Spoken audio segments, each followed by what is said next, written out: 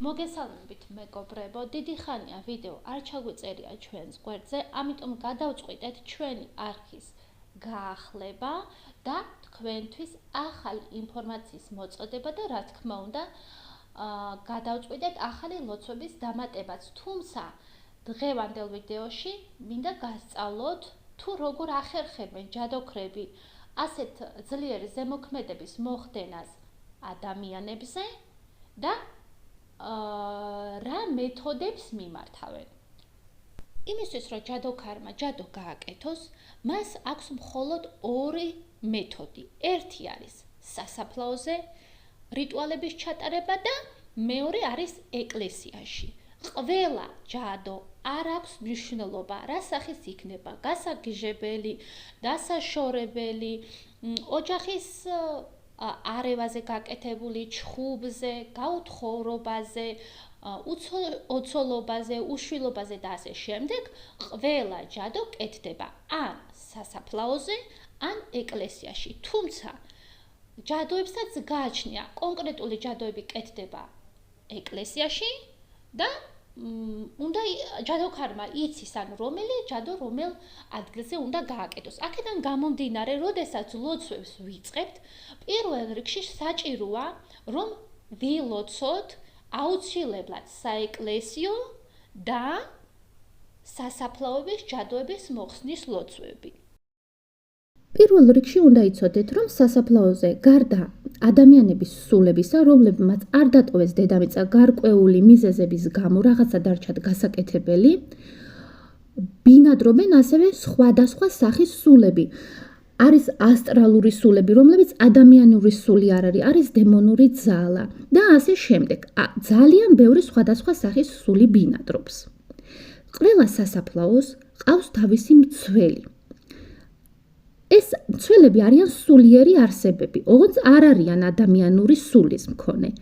არის ქალი მცველი და კაცი, ორი მცველი ყავს თითო სასაფლაოს.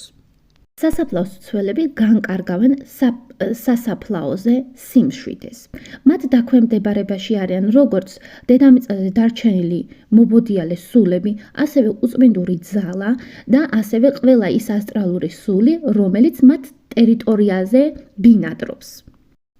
იმისთვის, რომ ჯადოქარმა სასაფლაოზე ჯადო გააკეთოს, მას სჭირდება აუცილებლად ამ ორი მცველის თანხმობა. წინააღმდეგ შემთხვევაში ვერაფერს ვერ მოახერხებს, იმიტომ რომ შეიძლება აეკიდონ უწმინდური ძალები, სულები იმ ჯადოქარს და გაყვნენ, ანუ თანხმობის გარეშე ჯადოქარი სასაფლაოზე ვერაფერს ვერ გააკეთებს. და ამ თანხმობას იძლევიან ზუსტად ეს მცველები. იმისთვის, რომ ამ მცველების გული მოინადირონ, ესე ვთქვათ, დაიპყრონ, ჯადოქრები აძლევენ მათ შესაწირავებს. შესაწირავები არის ძირითადად შემდეგი. სასაფლაოს მცველებისთვის ძირითადად შესაწირავად მიაქვთ სიგარეტი, მიაქვთ ალკოჰოლური სასმელი, კონკრეტულად არაყი, მიაქვთ თაფლის ნამსხვრები და კვერები. და რა თქმა უნდა, მიაქვთ ყველაზე კარგი ხარისხის. რაც მეტად მოთხოვნა აქვს ჯადოქარს ძლიერი ჯადოებისა, იმის მიხედვით, რა თქმა უნდა, შესაწირავსაც უფრო ძვირიანს და უფრო დიდს აკეთებს. ყველაფრის მიტანის შემდეგ აუცილებლად კითხულობს სპეციალურ შელოცვებს, სპეციალურ სიტყვებს, რითიც აგებინებს ამ მცველებს, რომ შესაწირავი მიუტანა იმის საფასურში, რომ რაღაცა უნდა გააკეთოს ჯადოების მახინაცია სხვა ადამიანზე კონკრეტულ საფლავზე.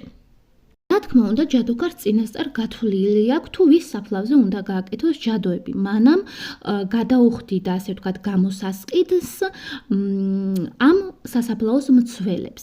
ძირითადად ჯადოქარი ირჩევს ისეთ საფლავს, სადაც არის ზუსტად იგივე სახელით დასაფლავებული პიროვნება, ვისაც უკეთებს ჯადოებს. გარდაცვალების თარიღი ვთქვათ, რო ემთხვეოდეს დაბადების თარიღს და ასე შემდეგ. ანუ არის ძალიან ბევრი ნიუანსი, როგორ არჩევენ სასაფლაოზე საფლავებს. მაგრამ უნდა იცოდეთ ერთი რამ, რომ ყველა საფლავი არ უშვებს ჯადოქარს იმაზე, რომ მის საფლავზე გააკეთონ ჯადოები. როგორც უკვე იცით, სასაფლაოზე არიან დარჩენილი სულები და საფლავიც არის კონკრეტულად ადამიანის და იმის ადამიანი, რომლებიც წასული არ არიან დედამიწიდან, აი მაგ ადამიანების სულებს თხოვენ ჯადოებზე დახმარებას. თუ რა თქმა უნდა, კონკრეტულმა საფლავმა მიიღო ჯადოქრის შეთავაზება, ჯადოქარი მასაც აძლევს გამოსასყიდს იმისთვის, რომ მოხდეს მისი სურვილის ასრულება. როცა რაღაცას ითხოვს, აუცილებელი არის გამოსასყიდი. აქაც თავიანთი წესი, აქაც მიაქვთ აი ამ სულის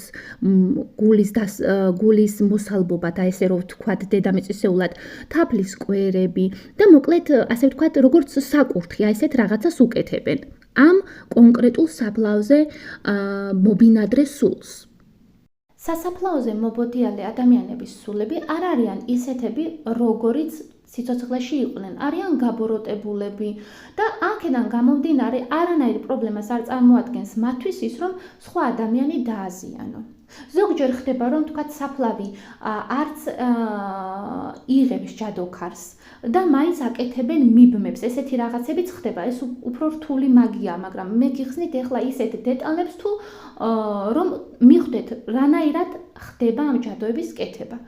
აქედან გამომდინარე, უკვე როდესაც დათანხმდება ჯადოქარზე სული, რომ უნდა დაეხმაროს, ამ გამოსასყიდების დამსაკურთხის შემდეგ, რა თქმა უნდა, არის სპეციალური შელოცვები, რომლებსაც კითხულობს საფლავზე ჯადოქარი და თხოვს ამ სულს, რომ ესა და ეს გაუკეთოს, ანუ სხვა ადამიანი დააზიანოს. ყველა სახის ჯადო არ ხდება, როგორც გითხარით, საფლავებზე გაკეთება არის, მეორე სახის ჯადოები ეკლესიაში კეთდება. სასაფლაოზე კეთდება სასიკვდილო ჯადოები, ადამიანის დასავადმყოფებელი ჯადოები, ეკლესიაშიც კეთდება ესეთი ჯადოები, თუმცა, ანუ რაც ჩამონათვალი არის, რომ სასაფლაოზე კეთდება, ყველა შელოცვები აქვთ მაგათ შავ მაგებს და კითხულობენ და სულს თხოვენ და ის სულიც, რა თქმა უნდა, ეთანხმება და ყოველთვის ერთი და იმავე საფლავზე მიდიან და იგივე სულს თხოვენ სხვა ადამიანის დაზიანებას, თუ რაც უნდა, რომ ჯადოქარმა დაუშავოს სხვა ადამიანს, მსხვერპლს. თუმცა არსებობს ისეთი ჯადოქრული მანიპულაციები, რისი გაკეთებაც ადამიანის სულს არ შეუძლია. არ აქვს მაგის ძალა. ამ შემთხვევაში სასაფლაოზე არსებობენ კიდევ უწმინდური ძალა, ბესები ქვიათ მაგათ, რომლებსაც მიმართავენ სპეციალური შელოცვით და სთხოვენ ამ უწმინდურ დემონურ ძალას დაეხმაროს ჯადოების კეთებაში. ახლა ამ შემთხვევაში როგორ ხდება უწმინდურ ძალასთან, ასე ვთქვათ, შეკვეთა თუ რა უნდა გაუკეთოს მსხვერპლს ამ ჯადოქარმა. ამ შემთხვევაში ცალკე შელოცვები არ არის. ამ შემთხვევაში ჩვეულებრივად, როცა მიიმართავს ჯადოქარი უწმინდურ ძალას, რომ ამ ადამიანზე მინდა რომ დაზიანდეს ესა და ეს ადამიანი, აუცილებლად უწმინდური ძალა მასთან ახლოს არის. ამ ყველაფერს ჯადოქარი გრძნობს და თუ მესამე თვალი, ვთქვათ, გასუფთავებული აქვს და ჩვეულებრივად ხედვა აქვს, შეუძლია დაინახოს კიდეც ეს უწმინდური ძალა. და არის ასეთი რაღაც, როცა უკვე უწმინდურ ძალას მიმართავს, ჯადოქარმა აუცილებლად უნდა წარმოიდგინოს თუ როგორი ზიანი უნდა რომ მიაყენოს მსხვერპლს. სიტყვაზე ვამბობ, აი მაგალითად, უნდა რომ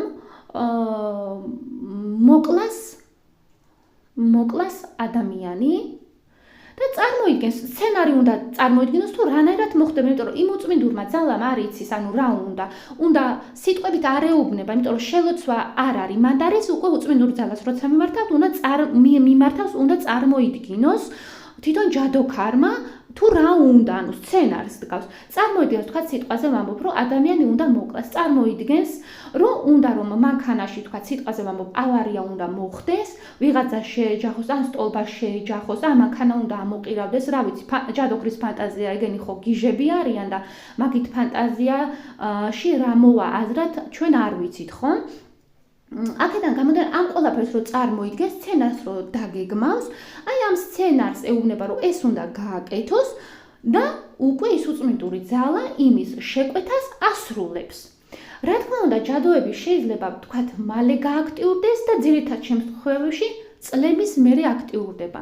თითქოს ყველაფერი კარგად არის, მაგრამ ერთ მშვენიერ დღეს დაიწყება ავადმყოფობები, უკუსვლა ცხოვრებაში, აი ძალიან ცუდი რაღაცები ერთიანად გააქტიურდება და ყველაფერი ერთიანად ცუდ მხარეს მიდის. ანუ შეიძლება ვთქვათ, ადამიანს ცხოვრებაში რაღაცა ყველას აქვს, ვთქვათ, პრობლემა, მაგრამ როდესაც სულ უკან მიდის ადამიანი, აქ უკვე არის ჩარევა, შავ-მაგიური ჩარევა არის.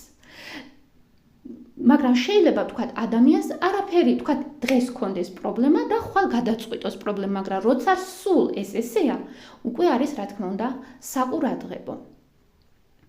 და როცა აქტიურდება, თავიდან შეიძლება არ გააქტიურდეს, როგორც გითხარით, მაგრამ რომ გააქტიურდება, არის ძალიან ძნელი მოხსნა. მით უმეტეს თუ გვიან გააქტიურდა, ძველი ჯადოები ძნელად იხსნება. და რატომ იხსნება ძნელად, ამაზე ვისაუბრებ მომდევნო ვიდეოში.